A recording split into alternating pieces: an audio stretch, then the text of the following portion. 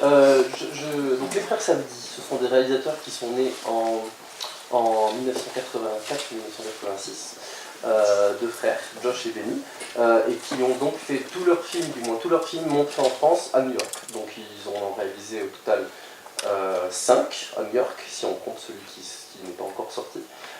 Et donc on va revenir un peu sur ces films-là avec différents extraits. Il y en a certains qu'on va regarder un petit peu à la loupe. Il y en a certains qu'on va regarder qui seront plus là avec une valeur illustrative si vous souhaitez les découvrir par la suite pour capter un peu l'ambiance de ces films-là. Et puis il y aura des petits flashbacks effectivement sur des réalisateurs qui les ont influencés, qui ont été des sources d'inspiration, ou qu'on peut identifier comme en tout cas des sources d'inspiration pour eux. Donc il s'agit de Scorsese, il s'agit de Cassavetes, etc. Je ne sais pas s'il je sais que plusieurs films des frères Safdie ont été montrés cette semaine.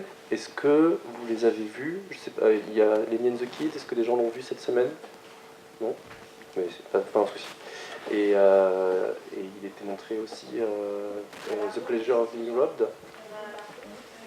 Et ce soir, il y en a un, c'est ça, le dernier en date est sorti, qui sera montré. Voilà. Mais donc, d'accord. Donc, très bien. Bah, vous allez découvrir alors. Par ailleurs, vous n'en avez pas vu par le passé. Enfin, parce que il en a été cette semaine, mais peut-être que certains sont des. Alors, vous allez découvrir, c'est super. Je précise aussi qu'ils ont été rattachés à un mouvement qui s'appelait le Mumblecore, qui était un mouvement du cinéma indépendant américain, et dont eux sont un peu les cousins new-yorkais. Le Mumblecore, c'est un mouvement qui a donné, qui a donné aujourd'hui la personne la plus connue qui est issue de ce mouvement, c'est Lena Dunham, qui a fait la série Girls. Voilà. Et donc eux étaient un petit peu les cousins new-yorkais de cette vague de cinéma indépendant qui filmait un peu les jeunes gens américains entre la période des études et l'entrée dans la vie adulte, avec beaucoup d'improvisation, beaucoup de... voilà, je précise aussi qu'il va être question un peu d'autobiographie, parce qu'il y a une valeur autobiographique forte chez ces cinéastes-là. Ils ont une figure paternelle qu'on retrouve dans beaucoup de leurs films. Voilà, donc je faisais une introduction un petit peu sur les axes dont on va parler. Le premier film que je vais vous montrer des frères Safdie, ce n'est pas leur premier film, c'est leur deuxième film. C'est un film qui s'appelle Lenny and the Kid, qui s'appelle Lenny and the Kid en France. C'est-à-dire qu'il s'appelle Daddy l'Anglaise. C'est un film qui est pour le coup dans lequel ils racontent beaucoup leur figure paternelle, qui s'appelait Alberto, enfin qui s'appelle toujours, il n'est pas mort, Alberto Safdie. Et donc là, le film chronique le quotidien d'un papa divorcé new-yorkais avec ses 2 fils, donc la suggestion autobiographique est assez forte. Et je vais vous montrer juste avant le premier extrait, le carton d'introduction du film.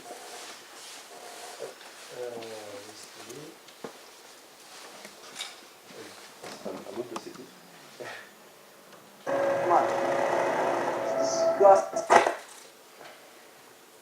Voilà. Donc, une sorte de manifeste sur les choses les plus importantes dans la vie des frères Safdie. Donc, leur père, le fun comme une sorte de ligne de conduite dans la vie, le moyen terme, un passé perdu, c'est une sorte de truc un peu poétique, et tout à la fin, leur mère. Ça montre un peu l'échelle de l'importance dans leur approche de la famille. L'extrait que je vais vous montrer, c'est un extrait qui est important quand on parle de comment on représente New York au cinéma, parce que c'est, je pense, ce que les frères Safdie considèrent comme l'espace new-yorkais par excellence, et c'est la rue.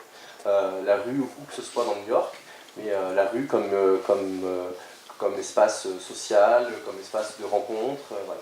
Et donc je vais vous montrer une séquence de Lenny and the Kids dans lequel le père se promène dans la rue avec ses 2 fils, et s'ensuit une série d'événements un petit peu étranges. Je vous détaillerai comment on fait ensuite.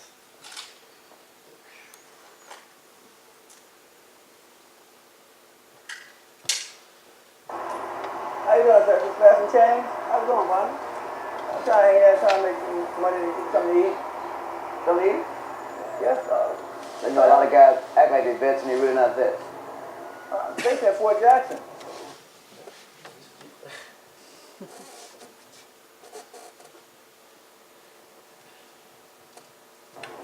1968, 101st Airborne. Is that Virginia? No, Columbia, South Carolina. Did you? Yeah. Tank Hill. See what we're going to do. I'm just going to leave $20 in my pocket so I can get home. I'll be back to check on you though, man. Hey, I won't be here. I'll be in a hotel somewhere and I'll be eating. It's on you, brother. You talk to a fellow vet. Thank you. Has anybody seen Frank? No, it's not really. All right. I'm sure he'll catch up with us. Hey, Alex, what time's your bedtime? 8. Really? I like it too. Sage, tell him what time you go to bed. See? Because he's a grown-up. That's why. Tired. Yeah, right. Spare some change. Sorry, man. That's this guy. He's the breadwinner. Somebody spare some change. We're in the middle of a conversation. What? Oh, don't use them as Funny, huh? Toilet. In there. Oh, look quick. Look, I've been sitting here on my Man, you're dressing the wrong guy. This is the bank. Hey, you Show him what you got. Show him what you got. Don't give it to him. Don't give it to him. I said show it to him. I bet you got some money in your pocket. I bet you got some money. Hey, look, hey, you got money in your pocket, don't you? You spend all that, right? You got some money in your pocket. I bet you got some money in your pocket. You don't even You ask for money. We don't have any. I play with my kids. So just let this is, all right? Good luck. I've been sitting here on my ass all day. I've been on my feet all day, man. Oh, yeah, get it quick. All right, come on. Forget the money. Come on, guys. Forget it. Hey, over on my side. Go back behind me.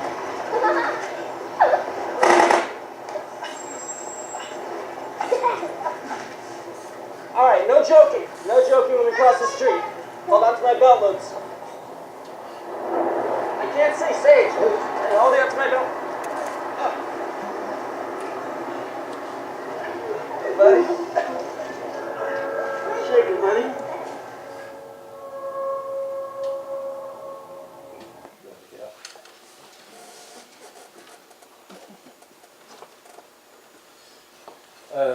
Voilà, donc je n'ai pas prévenu sur le fait qu'il y avait des sortes de bruits parasites un peu étranges sur ce film, et c'est un procédé, voilà, bon, pour le coup il n'est pas tellement dans celui d'aujourd'hui, donc je n'approfondirai pas dessus, mais ils font usage comme ça d'espèces de sons qui viennent monter là-dessus. Moi ce qui m'intéresse dans ce premier extrait, comme je vous disais, c'est que pour moi, le frère Safdie n'aime rien tant que filmer la rue et filmer tout ce qui peut se passer dans la rue de New York. C'est à la fois donc évidemment c'est un espace d'effervescence, voilà, mais c'est aussi un espace un peu où il se passe des choses un petit peu étranges. Par exemple, on a l'impression que tout le monde se connaît dans la rue à New York dans leur film. Il y a beaucoup d'interactions entre des inconnus. Le personnage du clochard qu'on voit, il est déjà présent dans leur précédent film, dans une scène un peu étrange où on le voit dire bonjour à tout le monde. Et bon, en plus, il lui arrive un petit peu des trucs, mais l'apparition du personnage, c'est qu'il marche dans la rue, et toutes les personnes qui croient, il leur dit bonjour, et il dit hello handsome, je salue beau mec, et hello pretty, je sais plus comment, aux hommes et aux femmes. Et donc voilà, il y a cette idée que tout le monde se connaît, qu'il n'y a pas d'étrangers, que tout le monde peut se saluer. C'est aussi évidemment un espace de conflictualité, c'est un petit peu une jungle. Donc le personnage du père, qui dans les Name the Kids est portraituré comme quelqu'un d'extrêmement bienveillant, qui trouve des solutions tout le temps, à travers le jeu, etc. Là, tout à coup, on le voit un petit peu en conflit quand même. Effectivement, quand on lui demande de l'argent, au début, il est un petit peu hostile. Donc voilà, c'est quand même un espace de survie et de jungle. Mais ça, chez les frères Safdie, à la fois c'est présent et c'est un petit peu secondarisé, parce que y a l'idée qu'ils sont plutôt en train d'idéaliser la rue. Alors, ça va être surtout dans ce film-là et dans leur premier film. Mais c'est quand même un climat un peu permanent. Et surtout, je pense que le plus important dans cette manière d'idéaliser la rue, c'est que, donc effectivement, c'est une jungle, c'est un lieu d'effervescence, mais c'est aussi un espace, c'est aussi un théâtre en fait. C'est-à-dire qu'il peut s'y passer des choses qui échappent à un comportement social normal. Je pense qu'en réalité, si vous marchez sur les mains dans la rue à New York, vous allez quand même passer pour quelqu'un de bizarre, même s'il y a cette idée un peu exagérée parfois qu'aux États-Unis, on peut être, il y a une sorte de tempérament plus fantasque, il y a des fous comme ça. Mais bon, dans la rue, à mon avis, c'est quand même un comportement qui ferait se tourner quelques regards. Là, non. Il y a l'idée qu'un comportement purement poétique, purement étrange, est possible. Et chez les frères Safdie, il y a souvent à la fois un ancrage réel, très réaliste, puis évidemment c'est filmé un peu sauvagement, et donc il y a un effet de réel plus fort, et en même temps, ils y glissent comme ça des saillies d'étranges, etc. Et je pense que c'est important pour eux de considérer leur espace, New York et la rue new-yorkaise, comme un espace poétique. Alors, on parle de leur... aujourd'hui, on parle de frères Safdie, mais on parle de leurs inspirations, et plus tard, on va parler de Scorsese.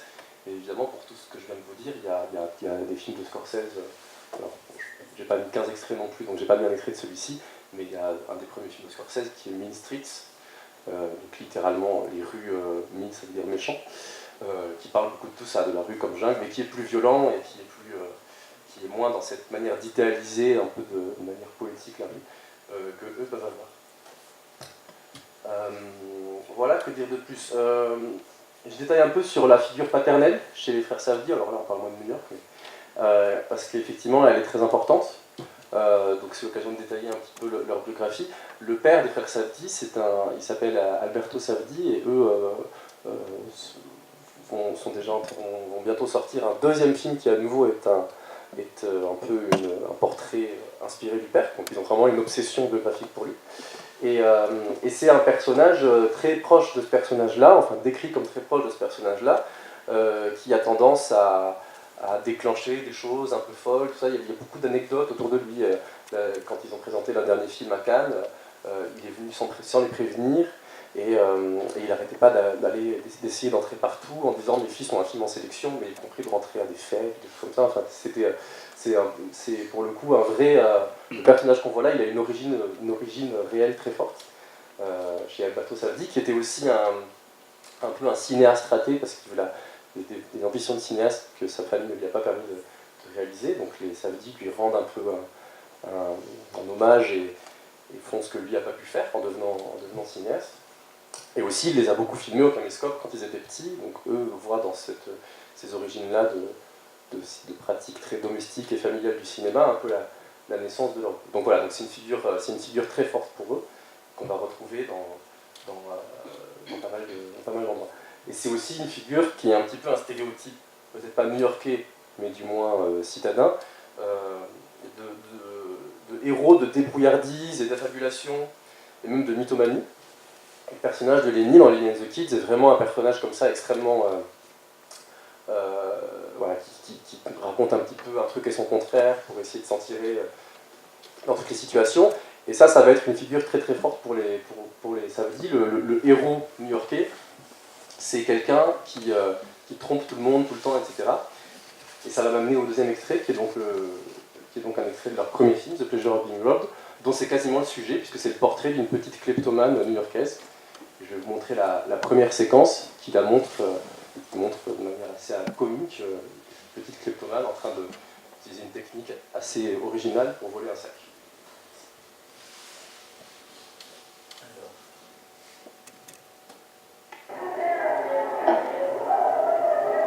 Je vous le mets dès le début.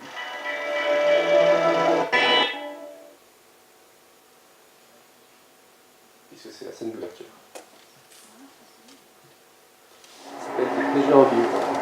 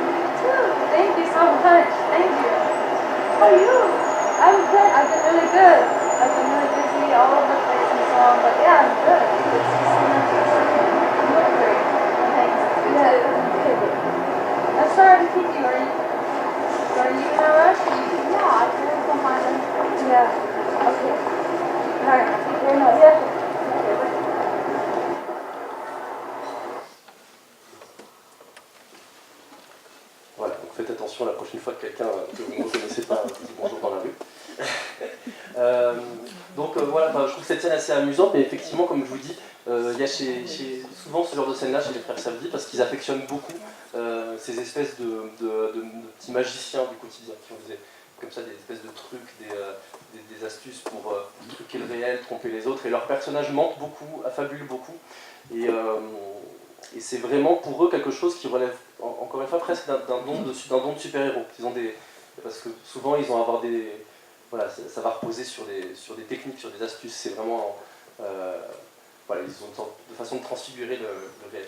Alors ce personnage-là, il est joué par une actrice qui s'appelle Eleanor Hendricks, qui est une de leurs plus proches collaboratrices, puisqu'elle a joué dans 2 de leurs films, mais surtout qu'elle est dans la plupart de leurs films leur directrice de casting. Et ça, c'est un poste extrêmement important chez les frères Safdie, puisque, comme vous pouvez vous en douter maintenant que je commence à vous en avoir montré un peu, il y a beaucoup d'acteurs non professionnels, il y a toute une articulation entre les acteurs professionnels et ceux qui jouent quasiment leur propre rôle.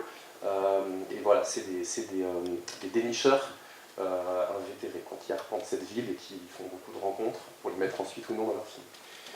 Alors, je vais montrer un deuxième extrait de ce film, The Pleasure of Being Robbed, qui est donc le premier film, sorti en 2008. Le titre, je le trouve assez charmant, le plaisir d'être volé, ça signifie. Avant de vous montrer ce deuxième extrait, aujourd'hui on parle de la représentation de New York à travers le cinéma. En fait, il y a plusieurs histoires de New York filmées. Il y a une histoire de New York bourgeois, qui, si on l'avait évoqué, on aurait parlé de Woody Allen, on aurait parlé de Lou Beach, on aurait parlé de plein de choses comme ça. Mais là, on est dans le New York populaire. Et les frères Safdie sont des filmeurs du New York populaire.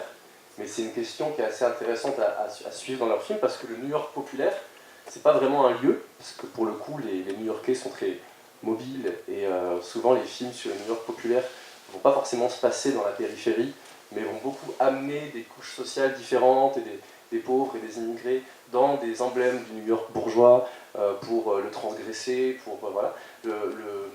Si on se pose la question de comment filmer le New York populaire, finalement on va toujours avoir ces deux aspects-là. Soit on élargit un peu le filmable, et on va aller dans les recoins du Queens et du New York un peu lointain pour filmer des nouvelles géographies, des nouveaux types d'immeubles, des quartiers avec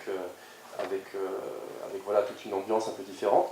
Soit on va prendre ces personnages-là, souvent les jeunes, les pauvres, les immigrés, etc., et on va les mettre au centre de la ville et créer des effets de contraste, de transgression, mettre des SDF au Metropolitan Museum, voilà.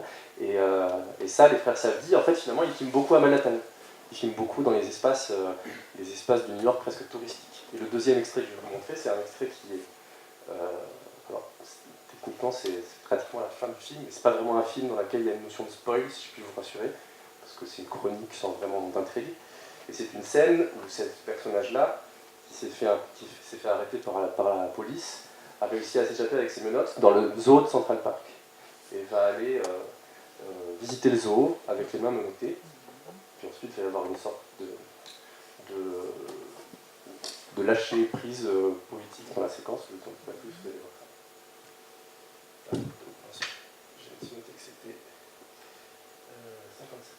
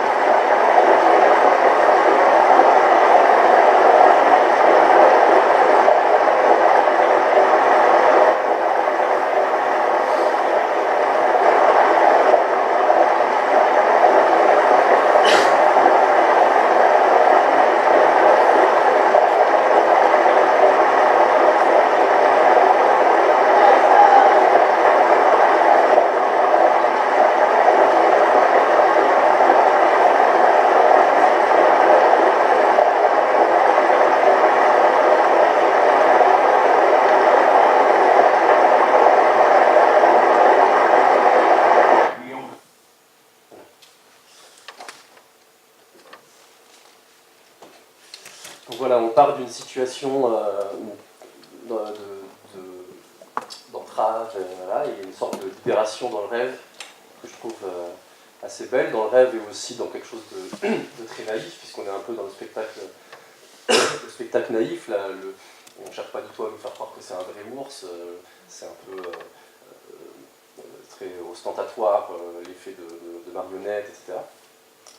Et effectivement, il y a un peu un double rêve de transgression, puisqu'à la fois on casse les menottes et à la fois on passe les grilles du zoo pour batifoler avec les animaux du zoo. Enfin,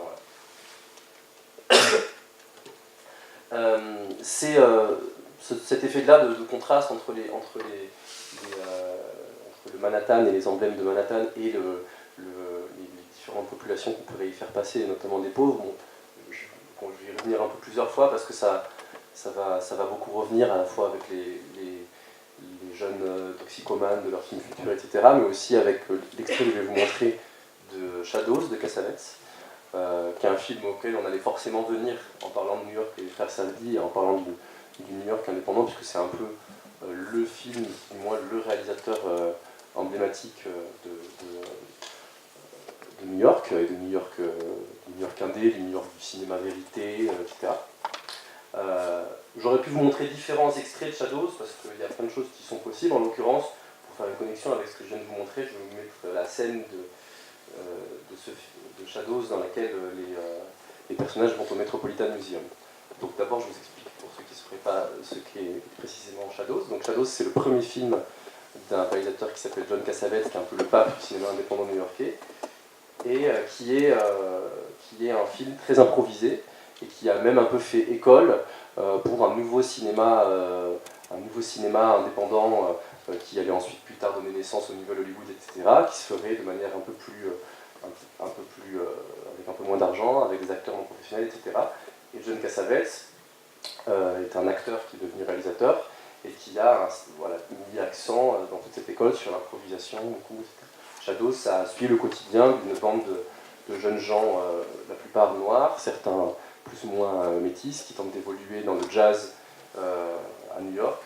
Et c'est une chronique de leur vie et de leur débrouille. Donc dans cette scène, ils décident, sur une espèce de défi, d'aller voir les statues du Metropolitan Museum, et ils s'engueulent devant ces statues.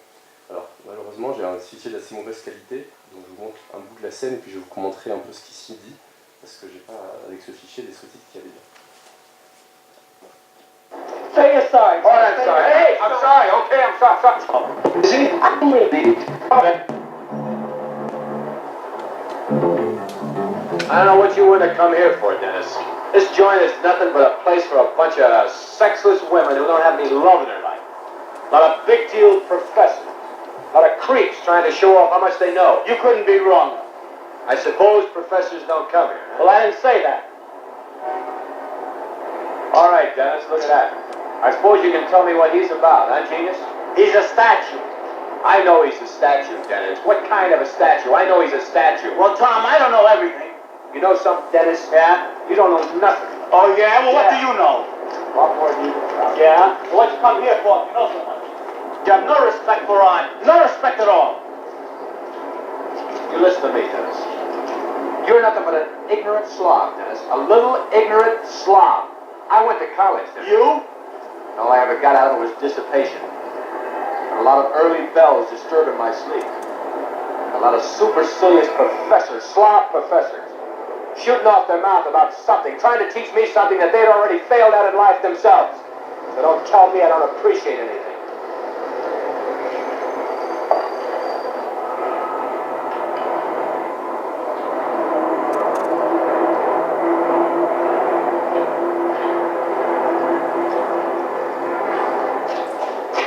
Tom, you know what I'm going to do with that? I'm going to put it on a Christmas card. Just a mask on a card. Would that be wild? Don't send one to me, pal. Look, Tom, will you cool that you know what you're talking about? I suppose you really understand that thing, huh, Betty? It's not a question of understanding. J'arrête là parce que un sous-titre, c'est pas la peine de trop en rajouter. Donc, pour vous dire un peu ce qu'ils racontent, ils se fâchent sur leur compréhension respective de cet art et des statues. On va revenir. et de la statutaire moderniste qu'on peut trouver au Metropolitan Museum. Bon, encore une fois, je voulais vous montrer un bout de Shadows parce que c'est un symbole pour les frères Cassavetes, et puis c'est pas forcément un comparatif entre ça et la séquence qu'on vient de voir dans le zoo, je ne sais pas non plus trop pour rajouter, mais simplement voilà, juste pour détailler un petit peu ce qui se passe. On a différents rapports entre ces trois personnages avec l'art bourgeois, l'art moderne. Il y en a un qui est un petit peu, donc le blanc qui est le plus éduqué des trois, qui est un petit peu en colère contre contre ce modernisme-là, qui explique que lui de toute façon il est allé à la fac, mais il a trouvé que tout le monde était mis là-bas, etc. Enfin, il y a un rapport de colère. Il y en a un qui est un peu désabusé, qui fait un peu semblant de comprendre, et puis il y en a un qui a un rapport un peu immédiat et naïf, qui est fasciné par la statue, et qui va avoir un rapport, disons, un peu plus enfantin, plus... Bon. Ce qui est important à dire, c'est que Cassavetes, pour les frères Safdie, c'est une figure absolument tutélaire. Dans leur classement de leurs films préférés, qu'ils ont fait pour Criterion à la sortie de Good Time, oui je crois, ils ont mis 4 films de Cassavetes à égalité en 2e place, leur film préféré étant Le voleur de bicyclette de Vittorio De Sica, mais ça c'est une autre histoire. Et ils sont absolument fascinés par lui. Pour Lenny and the Kids, le premier film que je vous ai montré, ils ont eu un prix qui s'appelle le John Cassavetes Award, qui est remis par je ne sais plus quelle institution new-yorkaise. Donc voilà, c'est une figure très importante pour eux, à la fois évidemment comme symbole de l'Indé new-yorkais, mais aussi comme initiateur de certaines pratiques de casting sauvage dans la rue, de filmage sauvage dans la rue, un rapport à l'improvisation, même si dans la film de Safdie on improvise effectivement en partie, il y a quand même beaucoup de choses qui sont écrites aussi. Et voilà, c'est un peu leur modèle. Ça m'amène à leur 3e film. Donc les frères Safdie, leur 3e film s'appelle Mad Love in New York. Ils ont mis beaucoup de temps à le faire à la suite de Lenny and the Kids. Ils avaient fait leurs 2 premiers films coup sur coup. Il y avait beaucoup d'espoir placé en eux. Et ensuite ils ont un peu pédalé dans la semoule sur un film qui va finalement se faire là qui viennent de tourner, mais à cette époque-là, ils ont passé plusieurs années à un peu galérer dessus. Et donc leur 3e film sorti en France, Mad Love in New York, n'est sorti que 5 ans après, en 2014. Et c'est un hybride de documentaire et de fiction sur les gamins fin d'adolescence, on va dire, toxicomanes, héroïnomanes de New York. Donc, est-ce que je vous montre directement Je vais directement vous montrer un extrait, puis ensuite on va commencer.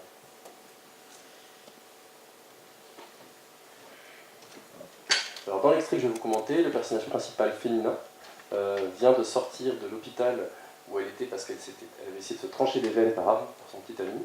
Et elle ressort et immédiatement elle veut retrouver ses amis toxicomanes et son dealer pour se racheter de la drogue.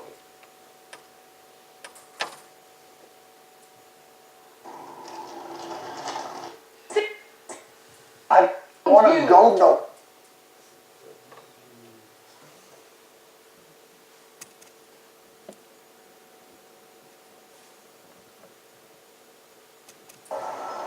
Some liquor. I mean, I got a lot of stuff to do today. And I'm gonna come with you.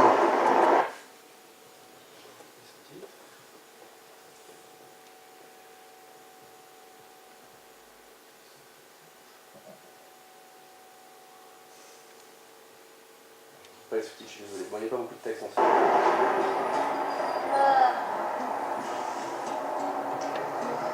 Who are these people? They're my friends. Huh? They're my friends. Friends? Nice friends. Hey. What's up, Lily? You got out? Yeah. Good. Anyone see Mike around? As said earlier, that's just the half of your Fuck, man. He's probably Starbucks locking himself in the back. Really what the fuck comes from the butter? So, oh wait, hey, you got a shot? Nah. Don't you owe me some from this morning? Yeah, do you see Mike by any chance? Oh my god, you wouldn't believe that scene over there. What scene? Mike got his ass kicked. When? Like 2 minutes ago. 5 minutes. How long does it take to walk from McDonald's on Saturday? Minute, which McDonald's? Right there, that McDonald's. The one right there, you know the McDonald's Right on over there? 70th Street? And Right. where are you going? All right.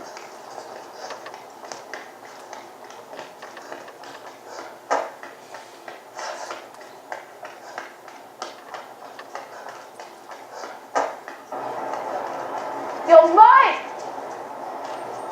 Yo! Mike! Mike! Oh my God. What's up, girl? What's up? How you doing? Oh, I'm so happy to I see was you. so fucking worried about you, man. I was so fucking worried about you. I heard what happened. You alright? Listen, I'll tell you all after this. Alright, what's up? Talk to me. Talk to me, girl. Come on, I talk need to me. you to find me 2 bags.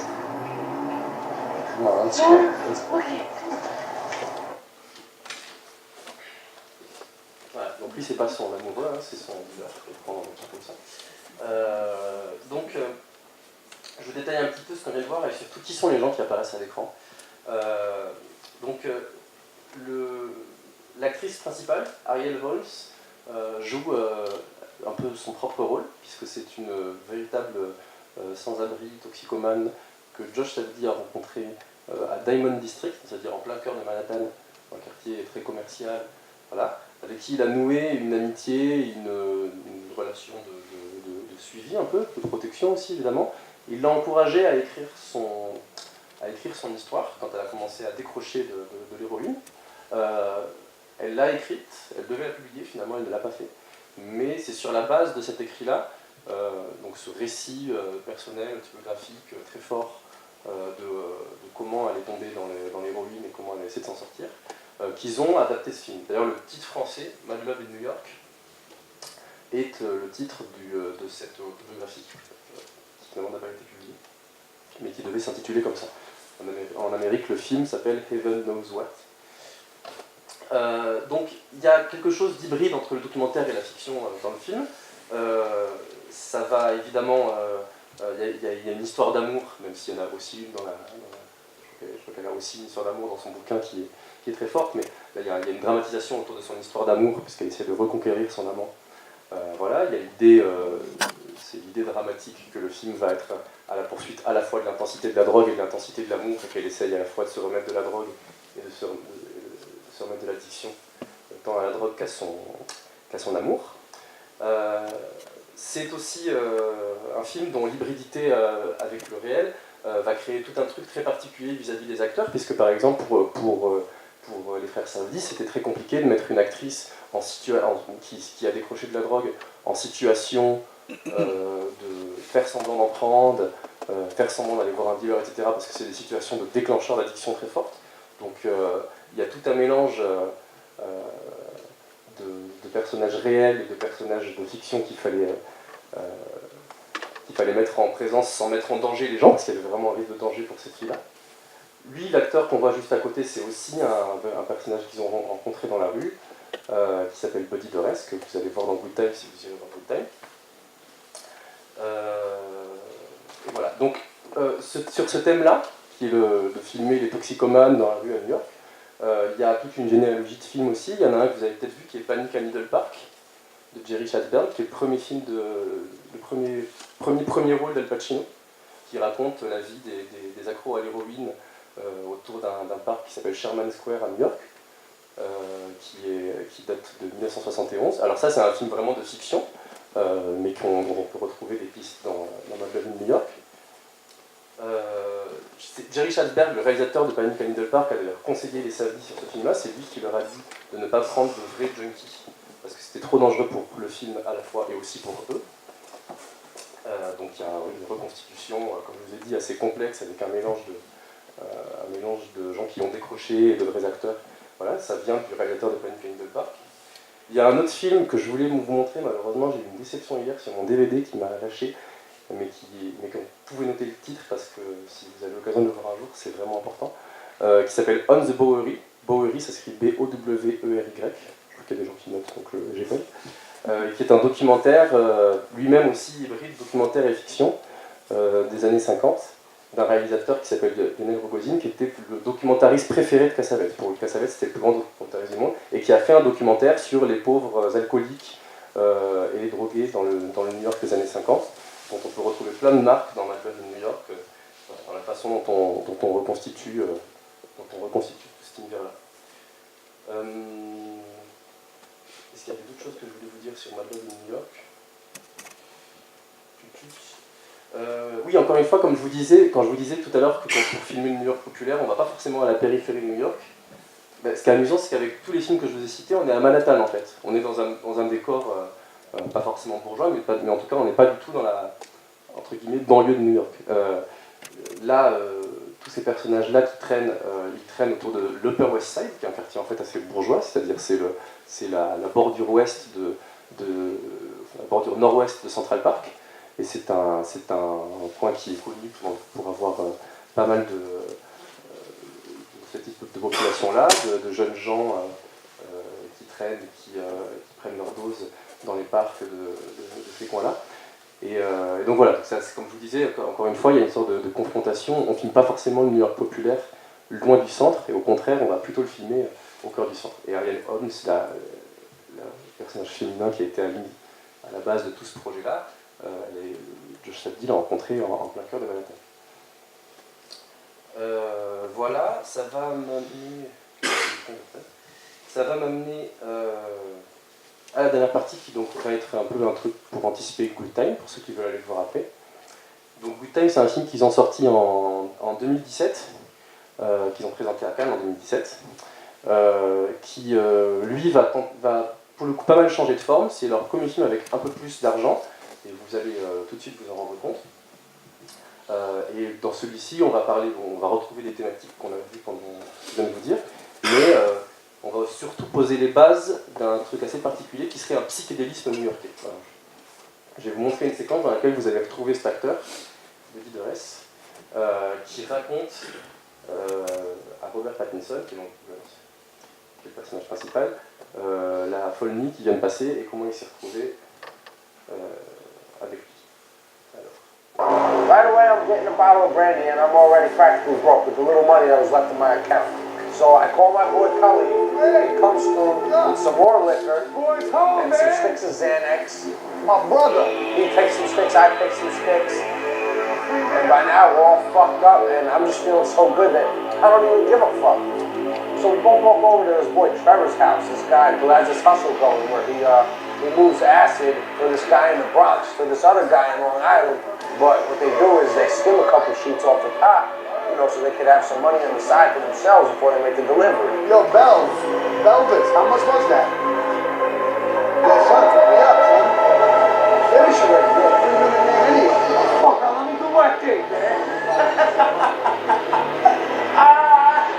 So I ride with him to Long Island, and I'm thinking the whole time, this P.O.'s gonna read me the riot act. Because I'm fucking up already, but I mean, I'm feeling so great, and I'm fucked up, and I just don't give a fuck. I'm celebrating. I'm not gonna spill it. Yo, how much is this shit worth? So I'm at the arcade with Trevor now. We're doing our thing, hustling acid, and we take over this place like it's our fucking office. But once in a while, someone will show up, and we'll make a sale, Make a sale here, make a sale there. Funny, Take that shit, you know how they was. But then one of Trevor's friends, this clown Donnie, walks in. And he's all fucked up, and he's talking about how he just robbed some Radio Shack down the street. At this point, the acid's kicking in for me, so I can't follow this shit. I'm having a hard time following his story, and I'm starting to freak out a little bit. Yeah, right over his fucking head. And then guess what happened? The fucking cops show up. And the next thing I know, Trevor's grabbing me and just book it into the parking lot. And I just remember thinking I could run for like 20 miles straight. Right here. So I'm following Trevor, and it's fucking freezing. He leads us into Adventureland, this amusement park. And at this point, I have no idea what the fuck is going on.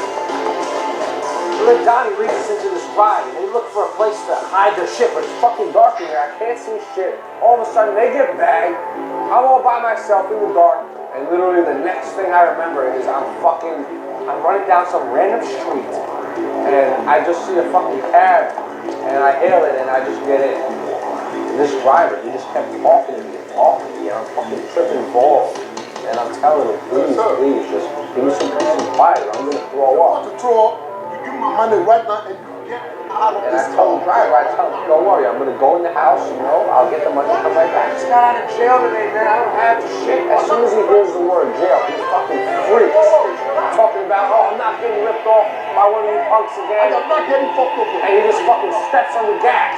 And that was it. He just takes off. I'm gonna pay you. My mother's gonna pay you. She has money. I'm not the police dude. Man, I deal with work cops. I lose it. I'm like, I gotta get the fuck out of here. You told me. I'm not going back to jail, man. I'm not going back to jail. God So damn. I happen to get one of the doors open before he locks it all. And this guy's crazy. He's fucking driving.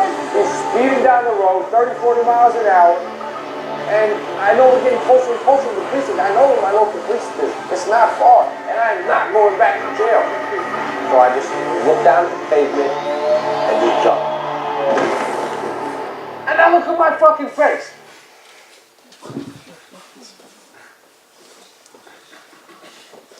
Voilà, c'était une séquence qui était assez pratique pour vous montrer un peu cet effet psychédélique que peut avoir le film, parce que j'aime bien son montage très dynamique. Et ça, voilà, il y a beaucoup de motifs dedans, il y a beaucoup de couleurs, enfin il y a un côté clippé un peu dans la séquence. Alors, comme je vous disais, je trouve que dans Good Time, il y a l'idée d'essayer d'hériter d'un psychédélisme new-yorkais, qui est un concept qui existe assez peu, parce qu'on aurait plutôt tendance à dire que la ville du psychédélisme au cinéma, c'est plutôt, enfin en Amérique en tout cas, c'est plutôt Los Angeles, parce que Los Angeles, il y a toute une tradition déjà du film mental, le polar de Los Angeles, dans des films comme Le Grand Sommeil, dans Le Privé, Batman, des choses comme ça, c'est quelque chose voilà, de très mental, de très hallucinogène. Et moi, Los Angeles, c'est aussi évidemment la ville d'Hollywood, donc c'est la ville d'une représentation du réel, etc. Alors que New York, ce serait une ville plus du réel. Je pars en termes un peu caricaturaux, mais je trouve que c'est ce qu'on a tendance à associer à ces villes. Et pour le coup, Good Time est un film très new-yorkais, c'est d'ailleurs un film qui est par exemple tourné dans les 5 boroughs, les 5 quartiers de New York, ce qui est assez rare. Il y a une très très grande variété architecturale, enfin il y a vraiment l'idée d'un manifeste new-yorkais dans Good Time. Mais c'est aussi un film très psychédélique. Et je trouve que dans Good Time, on sent bien que s'il existe un psychédélisme new-yorkais, il n'a pas exactement les mêmes codes que celui très lent et hallucinatoire de Los Angeles. Là, il y a un effet d'urgence très forte. Il y a un effet de violence sociale aussi et de survie beaucoup plus fort.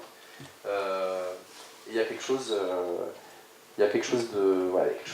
d'hyper réel, mais je trouve que c'est surtout cette idée de la violence et de l'urgence, alors que le psychédélisme serait plutôt un truc de la suspension, etc., que je trouve forte. Alors, évidemment que s'il y a un héritier, le contraire d'un héritier, donc quelqu'un dont on hérite, à ça, et c'est Martin Scorsese. Donc, je vais vous montrer un extrait de After Hours, qui est peut-être l'autre grande œuvre du psychédélisme new-yorkais, et dont Good Time est vraiment un hommage à peine voilé, puisque, comme je vais vous le montrer, sans même aller jusqu'aux extraits, je vais vous montrer les affiches des deux films. Alors, là, ici, Good Time, et After Hours. Donc dès que les affiches sont sorties, effectivement, beaucoup de gens ont fait beaucoup de comparatifs avec After Hours. Alors After Hours va avoir des points communs avec Good Time, donc le fait, cette espèce d'esprit psychédélique, une photo de moi, je sais pas si ça c'est peut-être pour envoyer au programme du festival, je sais pas. Et After Hours, donc, qui est un des emblèmes d'un psychédélisme new-yorkais, a aussi un autre point commun, c'est que c'est une sorte de road movie dans New York. Et donc c'est un film dans lequel un personnage se retrouve baladé comme ça aux quatre coins des quartiers un peu interlopes de New York pendant toute une nuit. Et je vais vous montrer une séquence où vous allez voir le lien un peu clin d'œil qu'il peut y avoir avec celle que je viens de vous montrer. Et c'est la séquence où le personnage prend son taxi pour aller rencontrer une femme dans le New York, dans le village.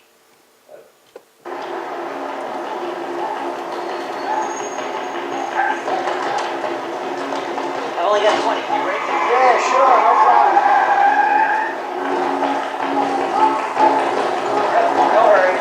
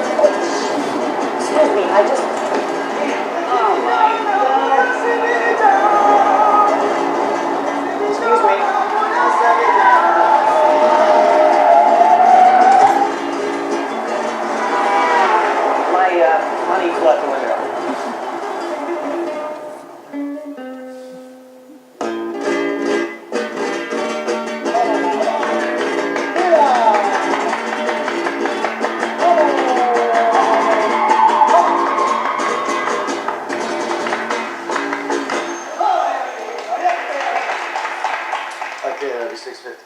Listen, my money just flew out the window. I put it in this cradle and you went so fast around that corner that I don't have any, what I'm saying is I don't have any money. I'm really sorry.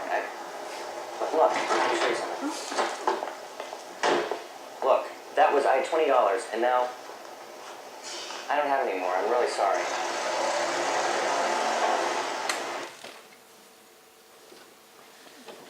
Voilà, donc le trajet en taxi à l'autre.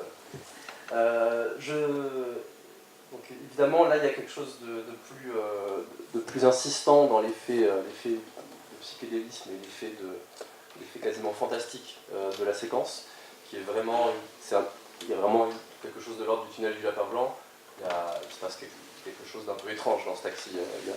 Il y a une accélération de l'image aussi qui vient un peu accentuer cet effet-là. L'envol du billet a un truc de suspension poétique un peu irréel. Enfin, Scorsese insiste sur le fait qu'on entre dans un territoire de rêve, enfin d'ailleurs plutôt de cauchemar en l'occurrence, mais qu'on quitte le New York réel pour entrer dans un New York d'Alice au Pays des Merveilles, quoi.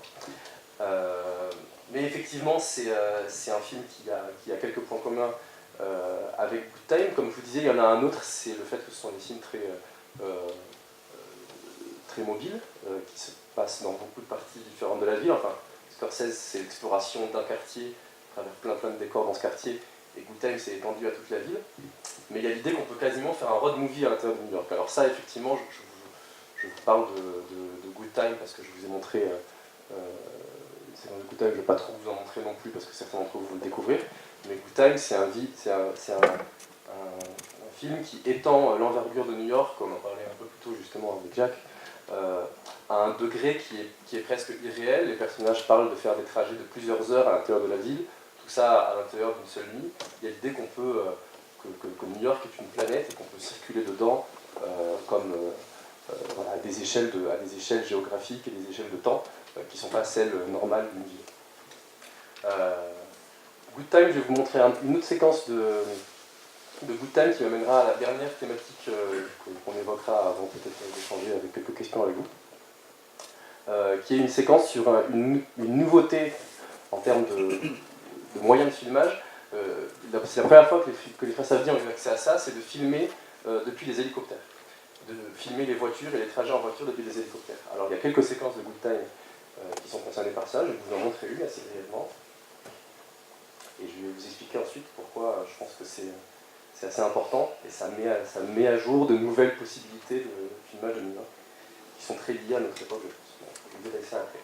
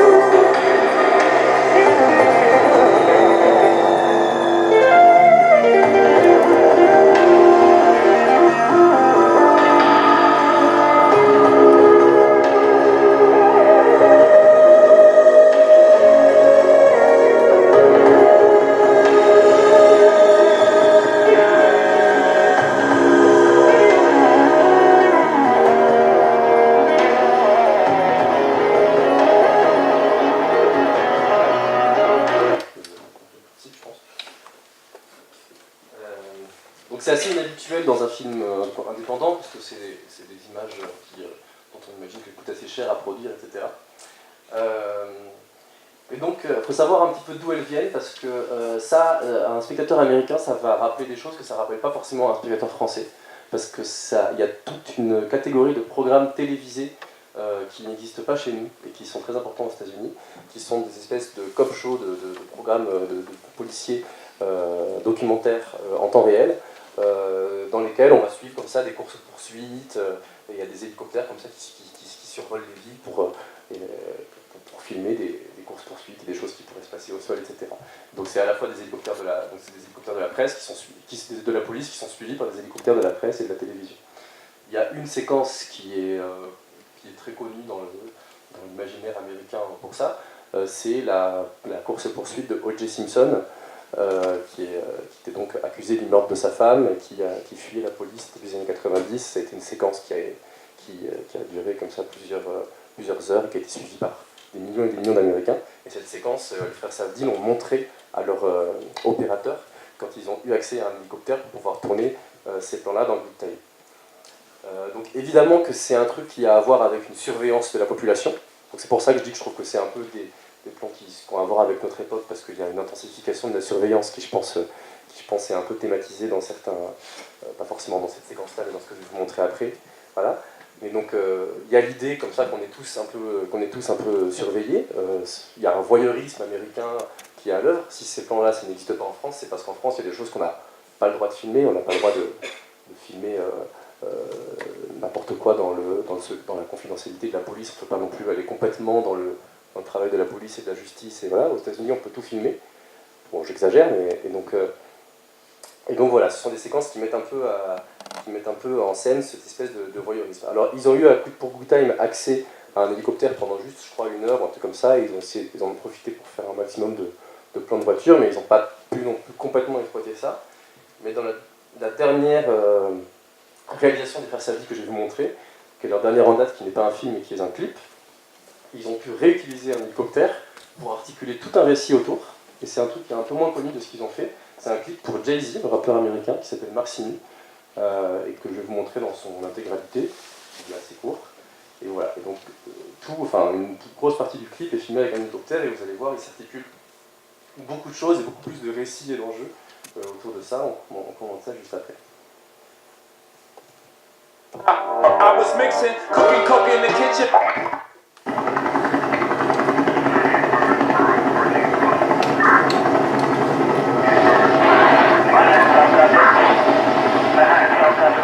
Yeah, aviation, I'm gonna go for shop chopping.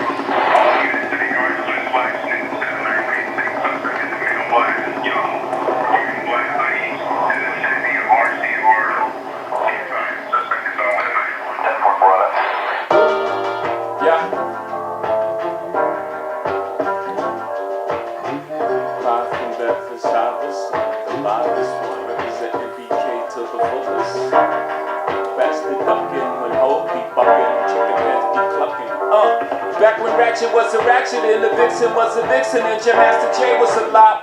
I was mixing, cooking coke in the kitchen. Back when Robin was a piston, Mike was losing to Isaiah, but he soon would get his 6-1. Gave birth to my verbal imagination. Assume a virtue if you have not. Or better yet, here's a verse from Hamilton. Lord, we know who we are, yeah, we know not what we may be. So maybe I'm the one, or maybe I'm crazy. I'm from Marcy houses where the boys died by the 1,000. Back when Pam was on Martin, yeah, that's where it all started. When Denzel was blotting carpet, I'll pack up 9mm when Slick Rick made Mona Lisa. When Lisa Bonet was Beyonce, other day I had Divas, y'all. Think I just popped up in this bitch like a fetus now.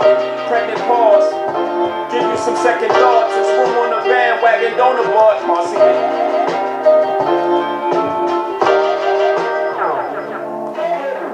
Marcy me, streets is my artery, vein of my existence. I'm the Gotham City heartbeat. I started in lobbies now. Polly was Saudis, I'm a Sufi to Goofies. I could probably speak Farsi. That's poetry. Reap a coca leaf from my past. Came through the bushes, smell like roses. I need a trophy just for that. Old Brooklyn, not this new shit. Shit feel like a spoof. Fat laces in your shoe. I'm talking busting off the roof. Hold a Uzi vertical, let the thing smoke. Y'all flirting with death, I be winking through the scope. Shout out to all the murderers, turn murals, plural. Fuck the federal bureau. Shout out to Nostradamus, flushing that myrtle. All the county of kings, may your ground stay fertile. Shout out to Big Papa, Daddy Kane heroes. Thus concluding my concerto. Bossy me. Must be in the air. Oh, can't walk away. Just the way I'm raised, I know. Oh, Marcy me, just the way I am, always gonna be. I ain't gonna change it now. Marcy me.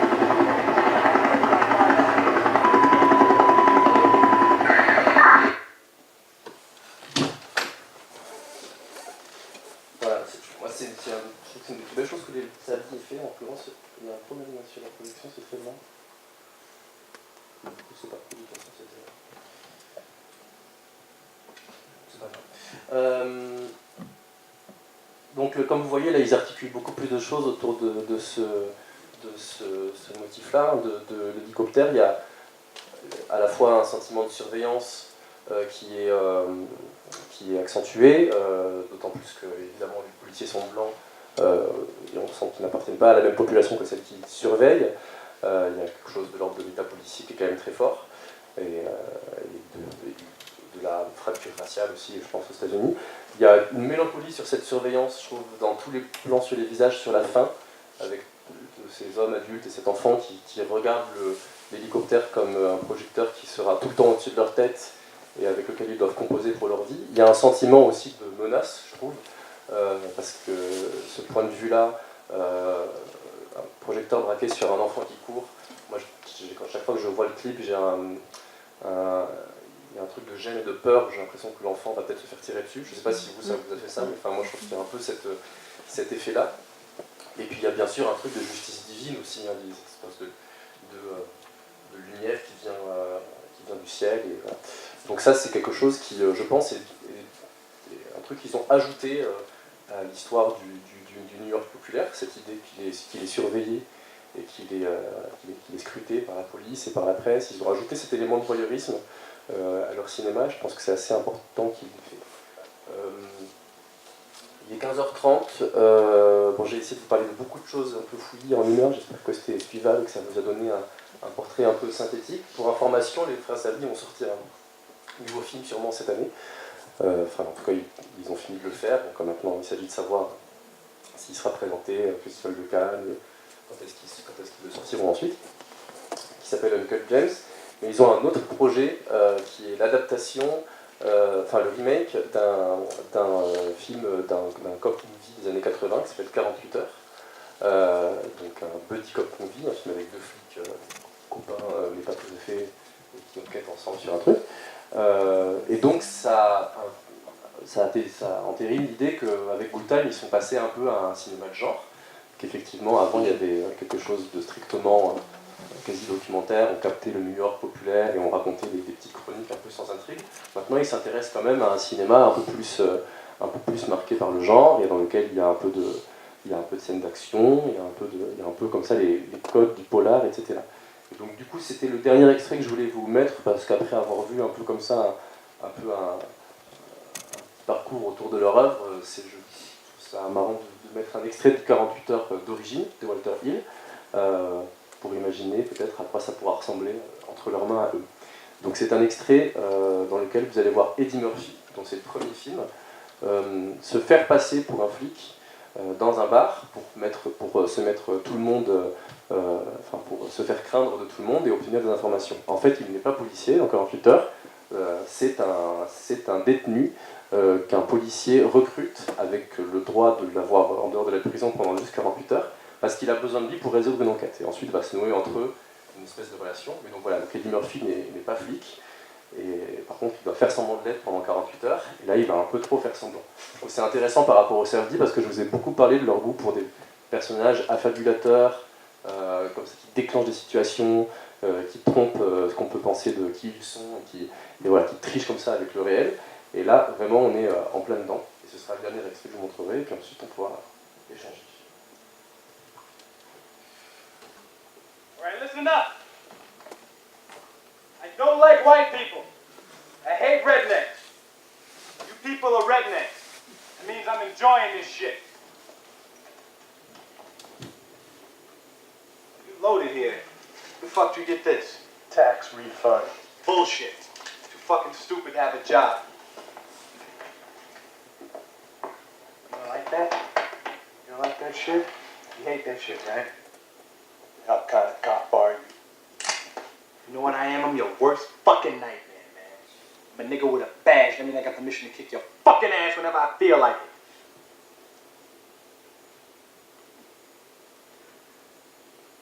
Alright, listen up, man.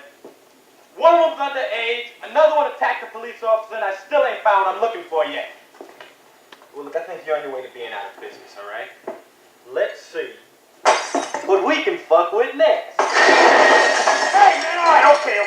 Now listen. The Indian hangs out with a chick who lives up the block. Just Head up the alley across the street where Chinatown starts. She lives on top of the jewelry store. I didn't ask you shit about his girl, man. Well, give me a break, will you? You're gonna have to settle for her place because it's all I know. I'm telling you, I'm giving you all I know. Well, look, Hoss. You start running a respectable business, and I won't have to come in here and hassle you every night. You know what I mean?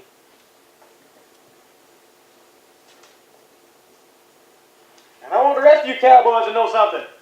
There's a new sheriff in town.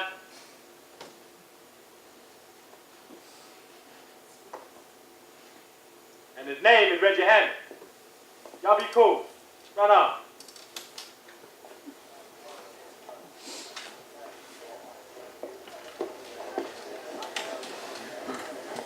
Voilà, c'est pour imaginer un peu la suite. Bon, je me rends compte que j'ai essayé de parler de beaucoup de choses en une heure, donc j'espère que que ça vous a pas trop embrouillé l'esprit, parce que je pense qu'il y avait peut-être un peu trop de choses pour une heure, mais que ça vous a quand même un peu donné envie. Maintenant, on peut échanger si vous avez des questions sur eux, si vous voulez qu'on approfondisse des points. Il y a déjà Mademoiselle. Du coup, est-ce qu'on enregistre Oui. Je reviens sur le dernier extrait que vous avez montré, du clip de Jay-Z. Oui. Justement, avant, vous avez montré Good Time avec cette séquence de course-poursuite qui apparemment est inspirée de la réelle séquence de course-poursuite avec O.J. Simpson. Et justement, sur le clip de Jay-Z, donc vous avez montré un clip de 2016, là, donc un an avant le film de... Alors, non, il est sorti en décembre, il y avait écrit 2016 hein. Il est sorti un peu après, il est sorti après Good Time, ils l'ont réalisé après Good Time. Ils ont fait Good Time et ensuite ils ont eu accès à... donc l'album est sorti avant... Oui, l'album est sorti avant, peut-être. Ouais. En tout cas, c'est 2016-2017. Oui, le clip date de décembre 2017, je crois. Voilà. Là, ma question, c'est est-ce que, parce que sur cet album de Jay-Z, il y a un morceau qui s'appelle The Story of O.G. Ah. O.G. Et donc, est-ce que vous pensez que ça fait que l'histoire de O.G. fait partie d'un espèce d'imaginaire commun américain sur lequel se retrouveraient les frères Safdie et Jay-Z, ou est-ce que ces artistes ont des affinités artistiques? Alors, je pense que c'est un hasard qu'il y ait O.J. Simpson dans l'album de Jay-Z. D'ailleurs, je l'avais pas. Enfin, je pense que c'est pas lié au fait que les frères Safdie aient fait un truc avec un hélicoptère pour lui. Enfin, je sais pas, hein. Mais je pense que Jay-Z, je connais pas les paroles de ce morceau, mais je pense qu'il y a toute une histoire aussi avec O.J. Simpson sur le caractère racial de son procès, etc. Je pense que je peux imaginer ce que Jay-Z peut avoir à dire sur ce sujet-là. Mais je pense que c'est un petit peu un hasard s'il y a O.J. Simpson et qu'ensuite ils ont fait cette course-poursuite. D'ailleurs, ils n'ont pas vraiment fait une course-poursuite. Hein. Dans Good Time, ils ont suivi les voitures qui se déplaçaient paisiblement dans la ville. Il n'y a pas de scène de course-poursuite dans Good Time. Mais effectivement, quand même, cette idée-là de suivre une voiture depuis un hélicoptère, eux, ça leur faisait beaucoup penser à O.J. Simpson. Et donc, effectivement, ils l'ont montré à leur opérateur. Mais je pense qu'ils n'avaient même pas besoin de le montrer à leur opérateur, en fait, hein, parce que cette séquence, elle est aussi connue aux États-Unis que serait connue pour nous, je sais pas, des séquences emblématiques de la télévision française, Lionel Jospin qui abandonne la vie politique, des choses comme ça. Mais voilà, c'est une séquence qui a laissé une empreinte très forte dans tous les esprits américains. Il y avait une double question. Est-ce que c'était lié à O.J. Simpson qui se sont fait recruter par Jay-Z? Et il y avait ensuite une autre question ou... C'est la collaboration artistique entre... Bah non, la collaboration artistique, enfin moi je pense que Jay-Z, alors là c'est moi qui imagine, mais je pense que la collaboration artistique en fait elle est liée pour le coup précisément à New York, c'est-à-dire que Jay-Z c'est vraiment un emblème, c'est l'empereur de New York, ce morceau-là qui parle du quartier dans lequel il a grandi dans le Queens qui s'appelle Mercy Heights, je pense que Jay-Z avait vraiment envie qu'il soit filmé par des gens qui sont préoccupés par ce que ça signifie de filmer New York et qui ont un rapport un peu autobiographique très fort. Je pense que c'est ça qui l'a fait flasher sur les frères Safdie, parce que les frères Safdie avaient vraiment mis au centre de toute leur thématique cette ville. Et d'ailleurs, je pense que c'est un adoubement très fort que Jay-Z leur commande un clip. Et je pense qu'il a été sensible à la façon dont il retrouvait dans Good Time le Queens qu'il a connu, qui est le Queens de l'enfance des frères Safdie, mais aussi de Jay-Z. Et je pense que c'est plutôt ça, c'est plutôt à travers ce sujet-là qu'à travers les plans en hélicoptère. Je pense que ça, c'est les Savdi qui ont voulu faire ça, mais c'est pas forcément une commande de Jay-Z d'avoir fait des plans en hélicoptère. Voilà, je sais pas s'il y a... Ouais. Bon, ben. Est-ce qu'ils ont fait des études de cinéma ou est-ce qu'ils ont fait des études Oui, ils ont fait des études de cinéma. Leur premier film, The Pleasure of Being Robbed, même, est en fait en réalité un film qui a surtout été réalisé par Josh, parce que Benny, qui est plus jeune, était même encore dans les études. Après, je ne saurais pas dire dans quelle fac ils ont été. Mais ils sont... oui, ils ont fait des études de cinéma.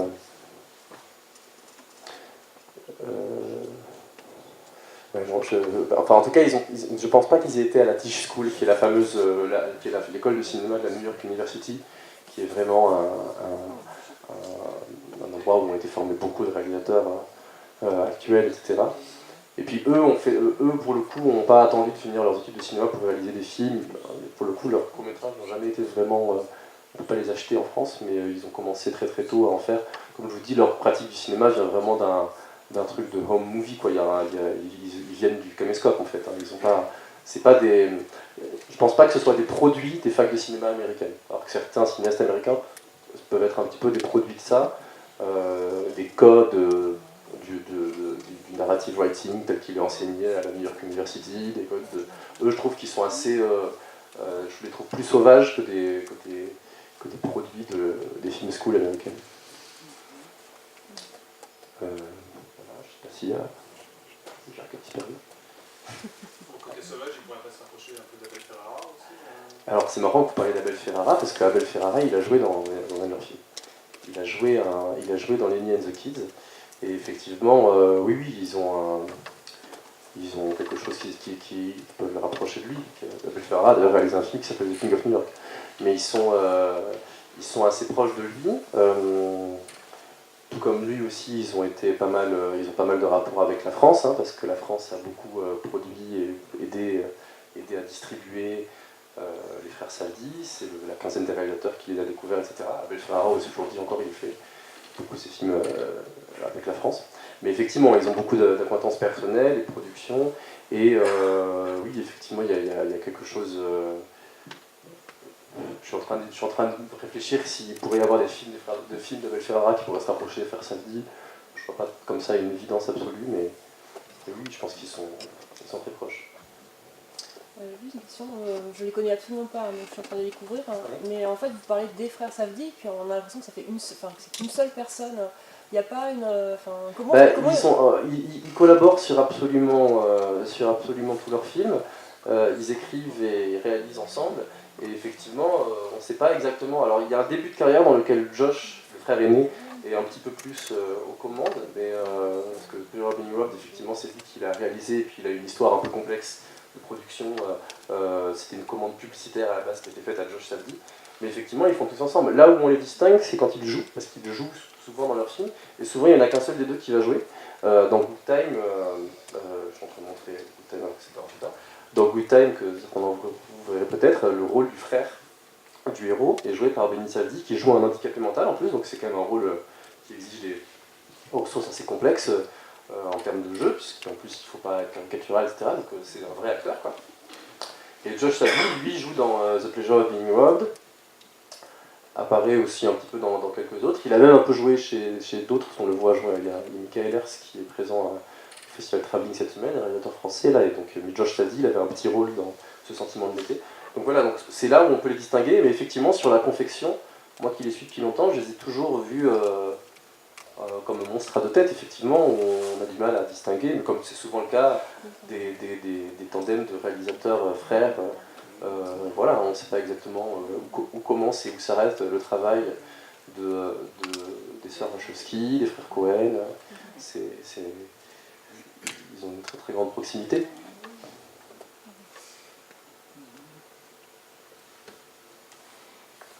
Voilà. Oui. Comment est-ce que vous les voyez dans cette scène indépendante américaine? Je pense pas mal à Harmony Korine ou à Andrea Arnold. Justement, c'est marrant, cette actrice dont vous parliez tout à l'heure, qui a joué aussi dans American Honey, qui est un de ses personnages, et c'est drôle qu'il l'ait découvert et qu'il l'ait amené à jouer dans d'autres productions indépendantes américaines. Donc je sais pas comment ils s'inscrivent dans ce champ-là actuellement. Alors moi je pense qu'il y a beaucoup de liens avec Harmony Korine et avec Andrea Arnold effectivement sur la période récente d'Harmony Korine en tout cas et sur effectivement American Honey.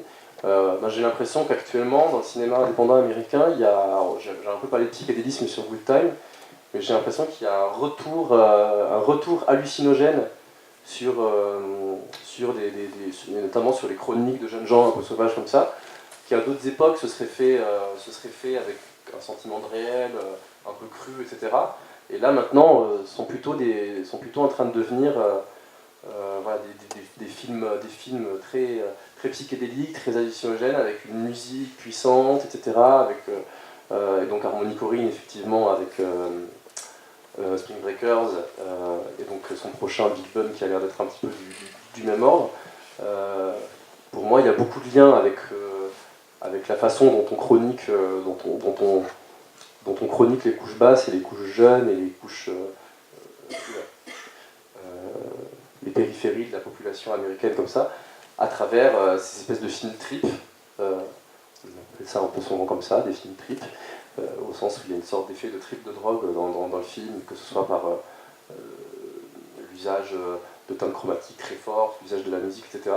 Et donc effectivement, je pense qu'il y a une sorte de communauté, il y aurait presque un programme commun à faire, un cycle de festival sur ce nouveau cinéma indé, enfin semi-indé américain qui ces dernières années a effectivement en plus fait communiquer quelques acteurs, quelques collaborateurs, quelques chefs opérateurs aussi, puisque Sean Price Williams, qui est le chef opérateur de ce film-là, il me semble qu'il va travailler avec Harmony Korine.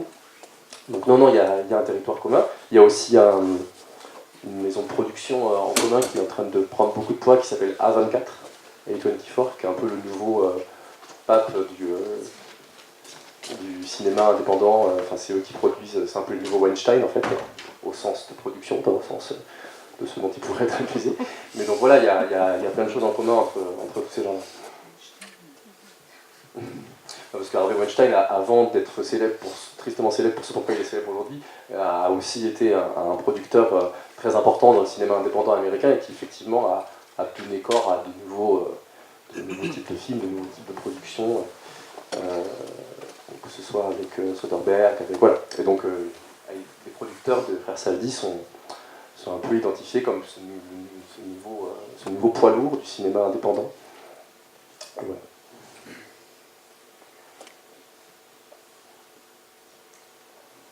Vas-y, continuez. Ouais. C'est pour parler de Lenny Cook, c'est un documentaire qu'ils ont fait. Oui, bien sûr. Et je sais pas, justement, je manque d'informations là-dessus, je sais pas comment ils ont fait pour le faire, s'ils ont pris des images d'archives, s'ils en ont filmé. Ah non, ils ont rencontré, enfin il y a aussi des images d'archives, parce qu'il y a des éléments de Lenny Cook, donc pour vous dire, c'est un documentaire qu'ils ont fait entre Lenny and the Kids, donc leur deuxième film en 2009, et Mad Love in New York, qui est sorti en 2014. Lenny Cook, il n'est jamais sorti en France, et en plus il se passe pas du tout à New York, c'est pour ça que je n'en ai pas parlé aujourd'hui. Il n'est pas facile à voir en France, même si de temps en temps il peut être montré à l'occasion d'un festival, quelque chose comme ça. Et c'est un documentaire, là pour le coup un vrai documentaire, sur un basketteur qui a voulu devenir une superstar du basket et qui était parti pour en devenir une, mais qui, sa carrière s'est arrêtée un peu subitement pour des raisons un peu bizarres qui vont mélanger des mauvaises gestions, des blessures ici et là, et qui font qu'il ne deviendra pas le LeBron James qu'il espérait devenir. Et donc les Safdie ont été faire un documentaire sur lui aujourd'hui, enfin c'était il y a 4 ans, et sur lui qui vit encore un peu dans une fiction dans laquelle il serait encore une star du basket, parce que c'est un peu un héros de son quartier, de sa ville, etc. Et donc c'est un documentaire sur sa vie d'aujourd'hui, qui est une sorte de truc un peu bizarre entre son destin de raté et son statut quand même de gloire locale. Donc c'est un documentaire qui n'est pas évident à voir, mais il y a des images d'archives dedans, il me semble, puisqu'il y a toute une époque où il était déjà filmé par la télévision comme un espoir du basketball. Mais c'est surtout un documentaire qui est filmé chez lui. Alors je ne sais plus où ça se situe, mais ce n'est pas à New York, parce que c'est une petite ville. Mais voilà, de temps en temps il y a des occasions de le voir dans des salles, mais je pense que ça doit pouvoir se télécharger aussi. Moi je l'ai vu quand il était passé en salle. Et voilà, je ne sais pas quoi vous dire de plus sur Lenny Cook. mais qui est... il y a un film qui s'appelle Hoop Dreams, qui est un documentaire sur les jeunes qui espèrent s'émanciper de leurs conditions sociales difficiles en devenant des stars du basket. C'est un documentaire qui est sorti au début des années 90 et qui est assez important pour les frères Savdi. Je me demande s'ils l'ont pas mis dans leur top 10 aussi. Mais c'est un film que je vous recommande par ailleurs, Hoop Dreams, sur les rêves émancipatoires à travers le basket. Donc Lenny Cook, ça venait un petit peu en héritage de ça aussi. Oui. Il y a un rapport entre Lenny Cook et Lenny and the Kid? Non, Lenny and the Kids, c'est vrai. En plus, Lenny and the Kids, c'est n'est que le titre français. Lenny and the Kids, il a 3 titres, parce qu'il a eu un titre d'abord en festival qui était Go Get Some Rosemary, va chercher du romarin en français. Il s'appelle en fait Daddy Longlegs, qui vient, je crois, d'un conte. Daddy Longlegs, c'est un truc de. Je crois que c'est une histoire pour enfants, un truc comme ça. Oui, c'est ça. Et en France, il a été intitulé Lenny and the Kids, mais non, il n'y a pas de rapport avec Lenny Cook. Et Lenny, personnage central. Mais ils sont un petit peu fantasques sur les titres, les frères Savdi, il y a toujours des trucs un peu bizarres. Le Mad Love in New York, qui s'appelle comme ça en France, parce que c'était le titre du bouquin non publié, autobiographique de l'actrice toxicomane, là. Il s'appelle Heaven Knows What, donc le paradis c'est quoi, un titre un peu étrange. Good Time, on ne sait pas exactement pourquoi ça s'appelle Good Time non plus, c'est un mot qui est prononcé vers la fin du film. Si vous voyez, vous vous rendrez compte, juste le docteur qui dit We're gonna have a good time, c'est une des dernières répliques du film, mais en même temps elle n'est pas vraiment importante. Il devait s'appeler à la base Rego Park, qui est un des parcs dans lesquels, près duquel ont été tournées certaines séquences du film.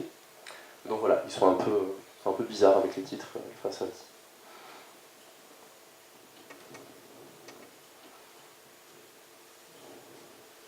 Bien, s'il n'y a plus de questions, une dernière chance avant que je clôt le débat.